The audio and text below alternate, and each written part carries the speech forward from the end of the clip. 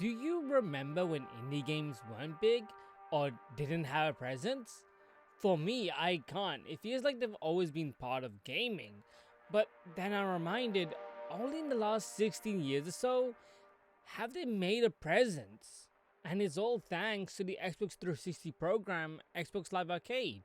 It was a way to give indies and bigger publishers a chance to provide smaller scale games, and it gave small teams the opportunity to shine and break through the mold when having a publisher wasn't viable. Thanks to it, we have the indie scene we know today where anyone can make a runaway success. One of those first breakout hits was Limbo, developed by Playdead APS, led by game designers and co-founders Ant Jensen and Dino Patti. They became somewhat indie celebrities, and Playdead soon became an indie darling, but their next game wouldn't hit until 2016, where the studio released its next acclaimed title, Inside. After which, during 2017, Playdead began teasing a new game in development, now co-funded by Epic Games, though no details were revealed beyond it being a 3D open world game, with some key art being shared. But after Inside, co-founder Dino Patti left the studio following a rift with Ant Jensen, and I'm not getting into it, it's a messy story, but all you need to know is Dino Patti left Playdead, went on to create UK-based studio Jumpship, releasing his game Somerville in 2022, where during that period, GOG pulled Limbo and Inside from a store, and that's where we are now. It's been 9 years since Inside and nothing new has arisen since.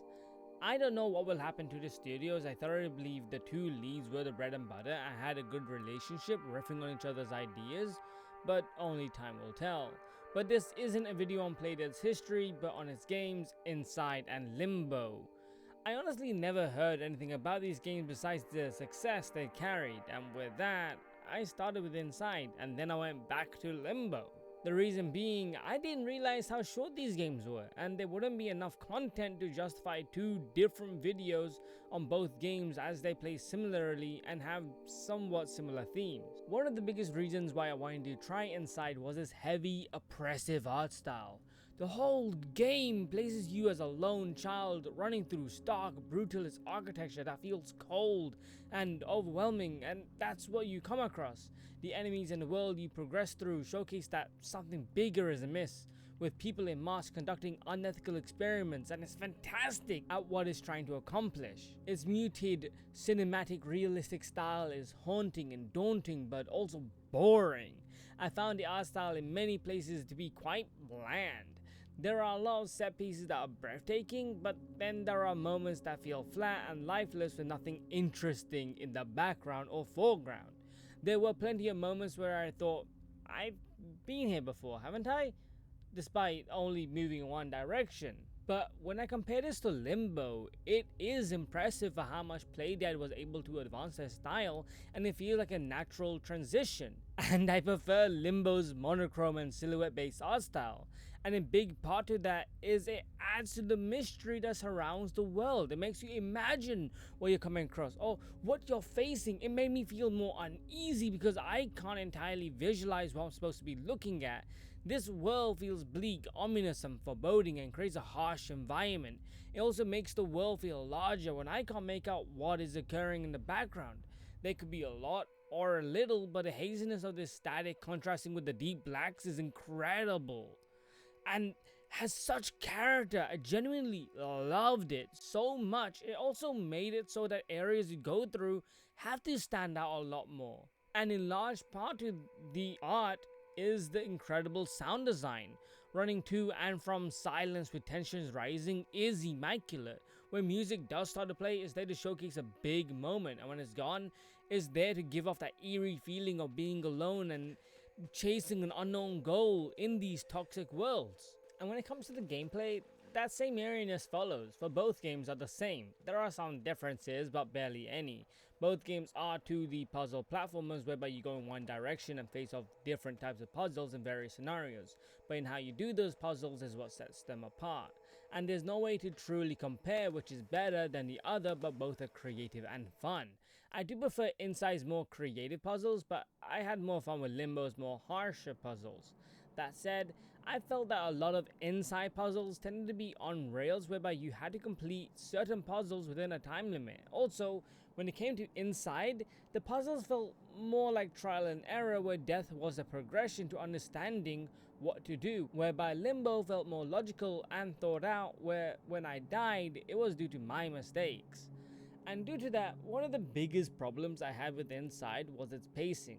Sure, the game is short, you can beat it in 3 hours, but half that time felt like I was backtracking quite a bit and it felt like a slog, especially when there are moments that are on rails and you have to play them in a very particular way. Limbo has the same issue, but they're relatively quick, so I forgave it a lot more. That said, what makes both games so special is you never redo a puzzle, you're constantly moving and doing something new. So even though it did feel like a slog at times, I appreciated how much the devs put in to keep you invested. And one of those ways is by the environments you come across. Inside has you running from masked men into deep underground bunkers where you traversal from deep under the sea to government facilities, and Limbo has you wake up on an island where you slowly make your way to civilization and industrial areas. And the puzzles in each area, the sound design is incredible.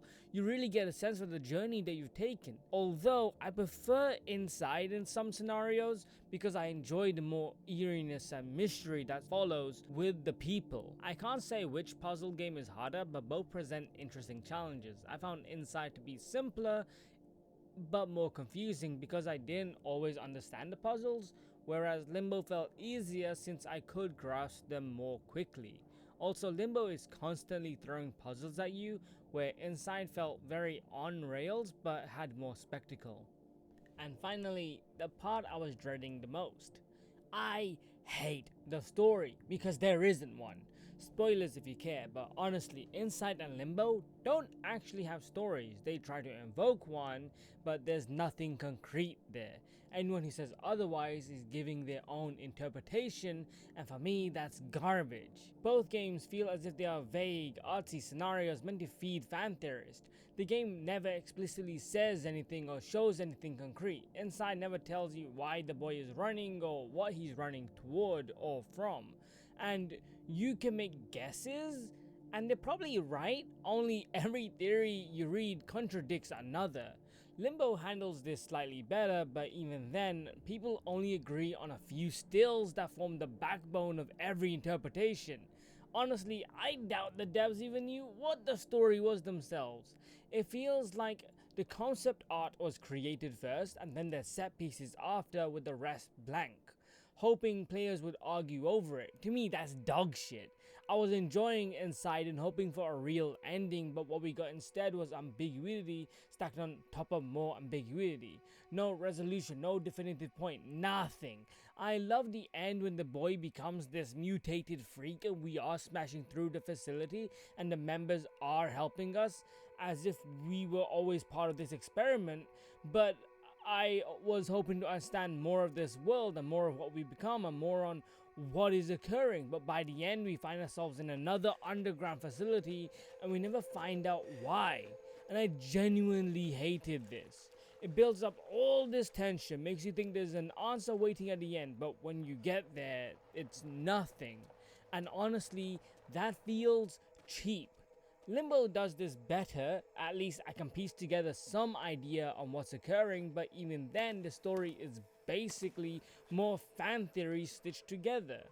And as for environmental storytelling, that only goes so far. Unless I have something to latch onto, I stop caring. Take Doom 2016 for example. There's not much of a story there, but through the environments you can piece together what happened to the UAC bases and you immediately understand that the Doomslayer was and still is a force to be reckoned with. Or take Bloodborne, the items are the lore and the environments shift as you progress. With enough insight you can stitch together a tighter narrative that most players can agree on. But with Inside and Limbo, the environments you go through mostly feel disconnected set pieces. Sure, there are a few standout moments like the scientist helping you or the little girl by the treehouse that are clearly hinting at something bigger, but outside of those rare points, everything else feels like it's there to depict an unknown world with no real interest in showing you a bigger picture. And for that, I think the story is awful and not something I would recommend. But the vibes are there, and if that's what you enjoy, more power to you, because that's the only thing I can give this a positive on. the vibes are what makes these two games good. And I want to end this video by saying one of the biggest reasons I despise Inside is because the Inside boy sucks. In this brutal, hostile world, there are moments where I wished he would fight back, pick up a plank, beat the dogs, drag the little girl out of the water, kick her ass. Compare him to the Limbo boy, that kid is ruthless. He kills other kids, he outsmarts and mutilates a giant spider, and he even uses a bug to get higher and then rips off its leg without hesitation.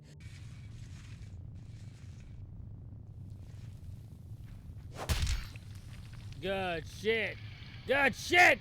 This kid is already better. This kid is so much better than the Inside, like, garbage kid. He's like taking matters into his own hands. He's like, oh bro, there's a spider here. I'm gonna beat the shit out of this spider. I'm gonna use those traps against it. The Inside boy is like, oh no, oh, what do I do? What do I do? He's like, bro, take that little girl out of the water and beat her ass. Knock her out. What are you doing? The Limbo boy feels like a true survivor. He's a menace and I love him for it. And the Inside boy is just there. He sucks. Anyway, my final thoughts are, I appreciate what Playdead were going for and what they were trying to do, but I don't think I care about either game moving forward. There were nice experiences, but nothing I'll be seeking out again. I had no real emotional standout moments. The closest was realizing how incredible the Limbo boy is, but beyond that, there are just solid puzzle platformers with oppressive vibes. If that's your thing, more power to you. As for me, I'm only mildly interested about the third game, and who knows what's gonna happen with that because it's still not out and it's been 9 years and they've only recently been like hiring more people. I doubt that game's gonna come out till like 2027, maybe 2029. That's crazy to think about. Alright, with that, take care and see ya.